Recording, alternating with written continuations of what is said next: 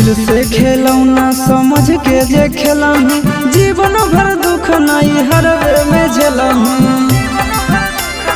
Video viral हो तो दिल से खेलौना समझ के जे खेलही, जीवन भर दुख नहीं हरवे में खेलही। आशीषवा के छोड़ के चिंटू राजा से नाता जोड़ के देखा, आशीषवा के छोड़ के चिंटू राजा से नाता